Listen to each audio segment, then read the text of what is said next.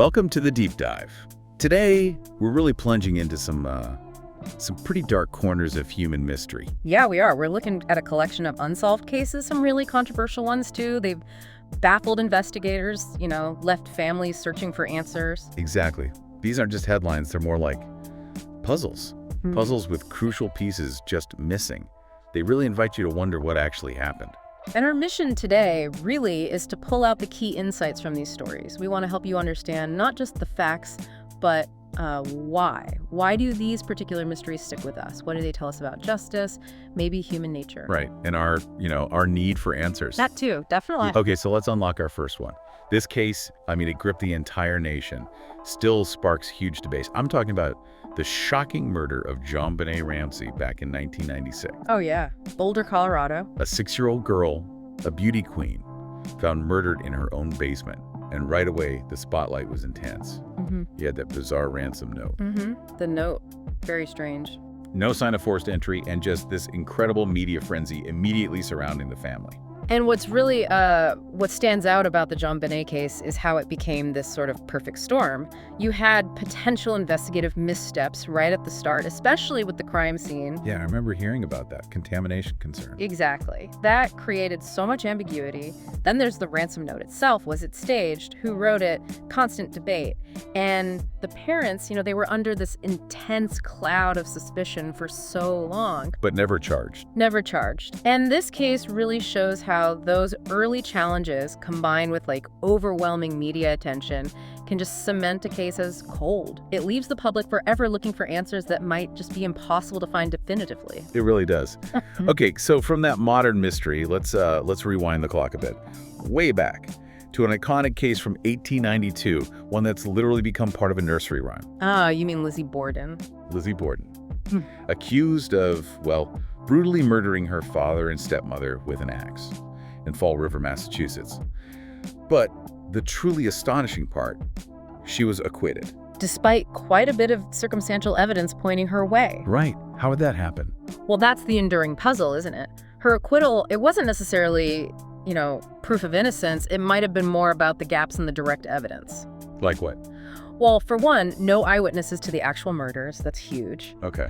Then there was that infamous dress, the one she supposedly burned.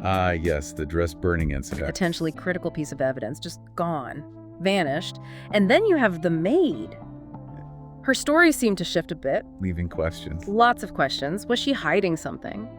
So this case, it really holds up a mirror to that specific time period. It forces you to think about how things like social class, maybe gender perceptions back then, could really sway legal outcomes, Even when public opinion was strongly against her. That's a really powerful point about justice, even thinking about it today. Okay, let's jump forward again. Fast forward to a really chilling modern mystery. One that got amplified massively because of social media. Elisa Lam. Elisa Lam, 2013. That bizarre elevator video. Yeah. It went completely viral after she disappeared. Yeah, that video was deeply unsettling. Her behavior was so erratic. And then later, she's found dead in a water tank on the roof of the Cecil Hotel in Los Angeles. And the Cecil Hotel itself, it already had this dark reputation. Right. Suicides, serial killers had stayed there. Yeah. It just adds another layer of deep unease to her death. Definitely. And what's compelling, I think, about the Lam case is how it highlights the confusion around unexplained deaths in our, digital age. That video gave us clues, but they were, ultimately confounding clues. They didn't lead anywhere solid. Right. So the big questions remain, how did she get onto that roof? It was supposedly locked, inaccessible to guests. And why was she in the water tank? It just defies any simple explanation. So this case really illustrates how, even with video evidence, even with intense online sleuthing, some mysteries just stay murky. It opens the door to all sorts of theories, right? Wow. Mental health crisis, foul play. Some even suggested supernatural elements, given the hotel's history. Without ever giving us a clear answer. Exactly. No definitive answer. It's fascinating, isn't it, how technology can show us so much, but explain so little sometimes. Okay, shifting gears a bit now. From viral mysteries to a classic Hollywood enigma, one that lay dormant for decades. Natalie Wood. Natalie Wood. The perplexing drowning in 1981 off Catalina Island. Huge Hollywood star, found drowned. And on board the yacht with her that night, her husband, Robert Wagner, actor Christopher Walken, and the yacht captain. Right, a small group, high profile. And the initial investigation. Yeah. It just seemed riddled with issues, conflicting statements from those on board. And the bruises, Yeah. unexplained bruises found on her body. Yes, that was a key point. And then silence. Decades of it, until the case was reopened in 2011. Very controversially. And this case, it really reveals the challenges, the immense difficulties in resolving deaths when famous people are involved, especially when those initial investigations are seen as, let's say, incomplete.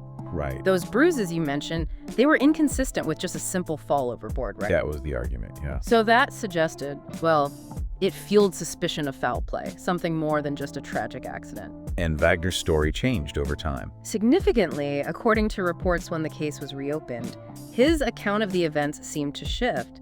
Yet, despite new evidence, or at least renewed scrutiny, no charges were ever filed. Leaving this sense of unease. Deep unease. It really makes you question if definitive closure is even possible when you have these power dynamics, celebrity status, and changing stories over such a long period. Incredible. A case just lying there, then reopening with maybe even more questions than before.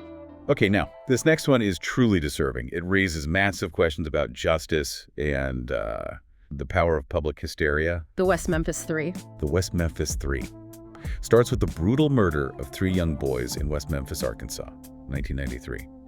What followed was the conviction of 3 teenagers, and the basis for that conviction. It was largely this satanic panic idea that was sweeping parts of the U.S. then. Right, fueled by fears of satanic ritual abuse. Exactly. And the evidence against the teens was incredibly weak. Some of it reportedly coerced. Very flimsy, very controversial from the start. And then, crucially, years later, DNA evidence emerges, and it points elsewhere. Didn't match the 3 convicted teens. Right, so they were released. But here's the kicker. They were released under an Alford plea, meaning they maintained innocence but acknowledged prosecutors had enough evidence to convict. They weren't declared innocent. Which is just mind-boggling. It is. This case is such a chilling lesson, isn't it? How community panic or rush to judgment can just completely distort the legal process. They were convicted based more on moral hysteria and prejudice than on actual hard facts. Their eventual release after nearly 2 decades because of new DNA. That highlights a huge failure of the justice system. Absolutely monumental. But because they weren't legally exonerated, the question still hangs there. Who really killed those boys? And that person or people are still out there. Exactly. That lack of an answer, that enduring uncertainty, it just leaves this deep scar. It's a stark reminder of the cost of wrongful convictions. That one really does hit hard. Okay, finally, let's look at a case. Maybe not as globally famous, but it really sheds light on the complexities of justice and silence in a different way. Okay. The disappearance of Aftab Ahmed. This happened in Karachi, Pakistan back in 2012. He was a local businessman. Vanished, just gone without a trace. Okay. Days later, a disfigured body was found, but it was never positively identified as him. Never identified. Why not? Well, that's part of the mystery. Oh. Local whispers, rumors, talked about possible gang involvement, maybe police corruption, even intense business rivalry. A lot of potential motives floating around. Right. But no arrests were ever made. Nothing concrete came out of it. And what's particularly revealing about this case, the Aftab Ahmed disappearance, is how it exposes these systemic barriers to getting justice in certain places. You mentioned the body wasn't identified. Reportedly, the DNA evidence couldn't be matched because of missing records. Missing records. That immediately raises red flags. Huge red flags. And there were strong allegations, apparently, of police interference in the investigation. And maybe the most striking detail, almost zero press coverage. Really? For a missing businessman? Very little. Which suggests the possibility that the story was perhaps actively suppressed. Silenced. Maybe due to powerful people involved. That's the implication, potentially.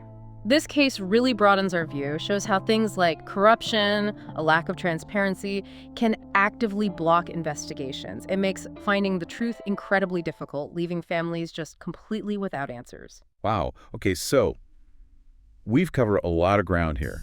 JonBenét, Lizzie Borden, Elisa Lam, Natalie Wood, West Memphis Three, Aftab Ahmed. Cases spanning over a century, different continents, different circumstances, celebrity deaths, potential miscarriages of justice. What is it? What does this all mean? Why do these particular stories, these open-ended mysteries, keep us so captivated? Why are we almost compulsively drawn to them? Yeah, it's a great question. Stepping back and looking at all these, several common threads definitely emerge. First, there's just the sheer emotional shock value, right? The victims, whether it's children, famous people, or just ordinary folks like Ahmed, it hits us deeply. That human element. Absolutely. Then there's the clear influence of the media. We saw that powerfully with JonBenét and Natalie Wood too. Media can shape public perception so strongly, sometimes maybe even distorting the facts or fueling speculation. Definitely a factor. And in many of these cases, you have questionable or missing evidence. Things like inconsistent autopsies, lost files, DNA issues like in the Ahmed case, or just a total lack of clear motive sometimes. Which fuels the speculation even more. Exactly. It creates gaps that people try to fill. But maybe the most profound reason is the lack of closure. Yeah. Humans, we seem to crave resolution. We want stories to have a clear beginning, middle, and especially an end. We need the answer. We need the answer, and these open endings, they leave us deeply disturbed, unsettled. Makes sense. And finally, there's the debate factor. Everyone has a theory, right? Yeah. About Lizzie Borden, about JonBenét, about Elisa Lam. Oh, yeah. Online forums are full of theories. Full of them. And that fuels engagement, keeps the conversation going, sometimes for decades or even centuries. So it really raises an important question, doesn't it? What does our fascination with these unresolved stories say about us? About our kind of innate need to understand, to categorize the world, even when the pieces just refuse to fit neatly together. That's a deep thought. Because in every single one of these cases we talked about, that line, the line between victim and suspect, between truth and theory, fact and fiction, it's incredibly thin, blurry. It really Yeah, is. it is. And maybe that's precisely what keeps us hooked, that unfinished narrative. It just invites you, the listener, to endlessly ponder what really happened. And it makes us confront why we as humans seek that resolution, that sense of an ending, so profoundly.